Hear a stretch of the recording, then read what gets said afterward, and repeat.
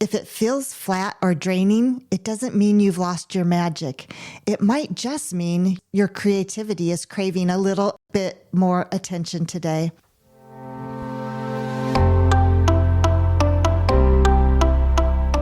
Hi there, I'm Wendy Rimmelsbacher, and welcome to the podcast show, Dim to Daring. Do you feel like there's something bigger waiting for you, but you're not sure how to make it happen? You're in the right place. I'm here to bring you inspiring stories, powerful insights, and practical strategies to help you reignite your spark, realign with your purpose, and take those bold steps towards the life you were meant to live. Let's dive in, because you're not finished yet. You're just getting started.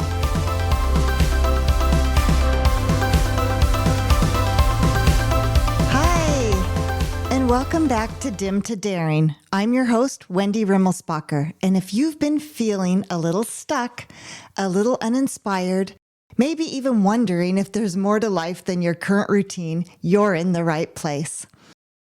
This show is all about helping you move from dim to daring. So I describe dim like your light's been turned down by burnout, boredom, or just the weight of the day-to-day. My passion is to help you be daring in the sense of daring to dream again, daring to speak up, daring to start over, to get back to you, and create a life that feels energizing and aligned. Today I'm talking all about creativity. Now, before you scroll away because you're thinking, this isn't for me, I'm not an artist, hang on, because I'm not talking about painting sunsets or writing poetry, unless you want to. I'm talking about creativity as the spark that helps you reimagine what's possible.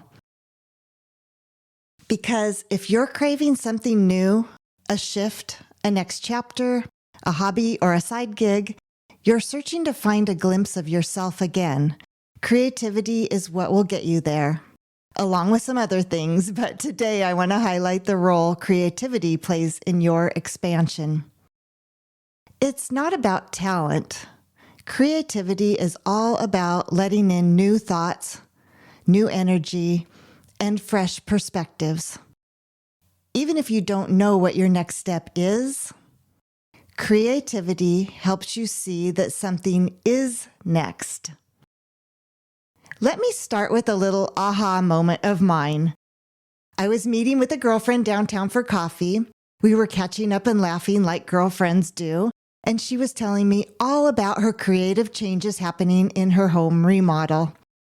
I was in awe of her vision. She has such great sense of color, balance, and I couldn't wait to hear all of her architectural digest-worthy details of what she was creating.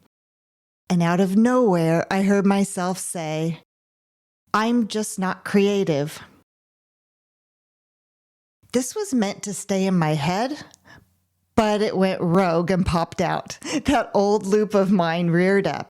You know the one, or maybe you have a similar one, where we believe we're either logical or creative, left-brained or right-brained. But here's what I've learned. That's total garbage. Of course I'm creative, and so are you. We were all born creative. And if you're anything like me, we learned to suppress it when life sped up, when our schedules got packed, and when we forgot how curious and playful life felt when we were a kid with very few responsibilities. Remember all the things? And now I see creativity differently. And I love how Brené Brown puts this. Unused creativity is not benign. It metastasizes. It turns into grief, rage, judgment, sorrow, shame. Whew. Let that sink in. This is why creativity matters so much, not just for fun or fulfillment, but for our emotional and mental well-being. When we don't give ourselves space to explore and express, we suppress. And we don't even realize we're doing this. And that suppression, well, it takes a toll. It's not a luxury, it's soul survival.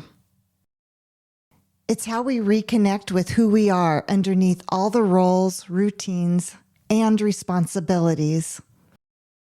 Do any people in your life come to mind right now? People who modeled this well? Someone who made time to do something they loved?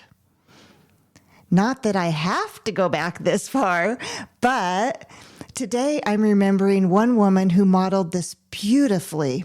She was my childhood neighbor, Mrs. Gibson. She was a mother of 4, busy like most women, but she made time for herself. She took adult ballet classes. She went on date nights with her husband to performances, and she absolutely lit up when she talked about it. Now, I wasn't aware of any other neighbor ladies that had something like this going on, but I loved how her face just glowed when she talked about the passion she had around ballet. So bear with me, because here's where it gets funny. She once called our house in a panic, and she didn't contact us often, so the phone call was already a cause for our attention. My mom answered the phone, and Mrs. Gibson said their TV had gone out, and she was desperate to watch the Portland Ballet that afternoon. She'd been looking forward to it all week. So my mom said, "Of course, come on over," just like any good neighbor would say. Now here's where the real story kicks in. My dad, a total John Wayne type, ruled the TV. I mean, if we wanted to watch any of the holiday specials, we went to the back bedroom with this little TV set to watch it, because Dad was in the living room and he had the TV on and it was all about what he wanted to watch. That's just how it was in our house. So when Mrs. Gibson got access to our TV in the front room, it was like, oh, let's watch Dad. So that Sunday afternoon, Mrs. Gibson was in our living room, completely mesmerized by the ballet, while my dad sat in his recliner trying to look interested. We still laugh about that afternoon and the visit from Mrs. Gibson to this day. But today, that memory hits me differently. Back then, I didn't understand the power of carving out time for what lights you up. But after burning out in a demanding career, I get it now. I clung to structure and ignored my intuition. I responded heavily to responsibilities over my own self-care and took the long road to rediscover a piece of the antidote: creativity. This isn't rocket science. It's simple. It's about choosing yourself, even just a little, and watching what shifts. It's about noticing when you lose track of time because you're finally enjoying yourself again. It's about having the courage to put yourself first. Let's be real. This is a life lesson in self-care. And remember, self-care isn't selfish. How we live our lives shapes how those around us live theirs. When we light ourselves up, we light the way for others too. So how did I shift from dim to daring? It started with small, brave choices, like saying yes to a bold opportunity, spending time journaling my inner thoughts and reflecting on them, writing blogs, starting this podcast, and helping others rediscover themselves. These small sparks became a new version of me, one that had always been there, just waiting to be uncovered. And that's the key. If you've been giving everything to your job or to others and feel like you are meant for more, hear this. I'm not done yet, and neither are you. There's more for you, more to explore, more to say, more to become. There are still so many versions of me waiting to be revealed, and I can't wait to grow into what's next. Are you with me? So here's the challenge for the week. If it feels flat or draining, it doesn't mean you've lost your magic.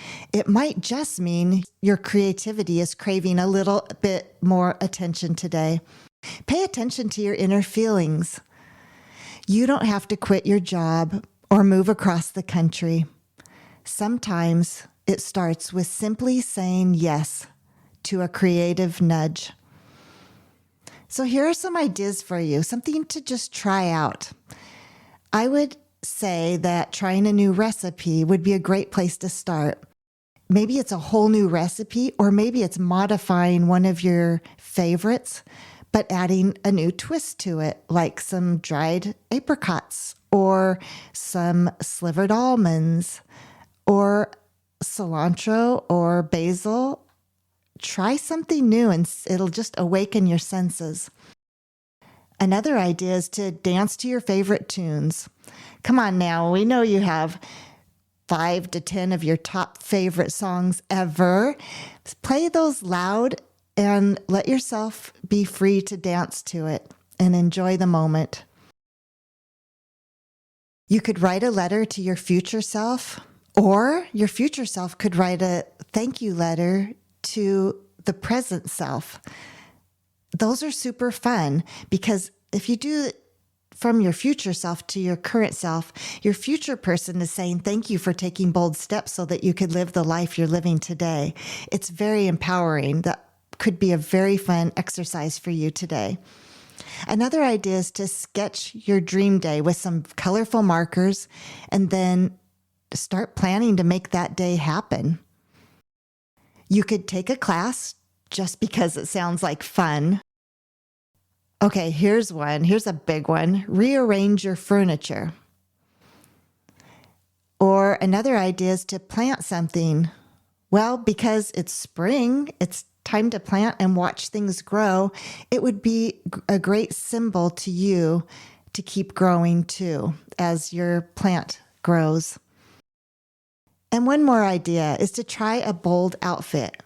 Put opposing colors together, or maybe just go all monotone in different shades of the same color. Bring life back to some of your favorite clothes in your closet. None of it has to be perfect or productive. I'm saying this more to me than even to you. It doesn't have to be productive. It just has to reconnect you to you. So today, go ahead, take one small step, because that, my friend, is how you go from dim to daring. If this episode sparks something in you, share it with a friend who needs to remember she's creative, even if she hasn't felt it in a while. Check out the show notes link below and come find me on Instagram at Wendy_Rimmelsbacher. If you try something creative this week, tag me or send me a message. I'd love to cheer you on. Keep choosing curiosity. Keep saying yes to what lights you up. And keep daring to expand into your most fulfilling life.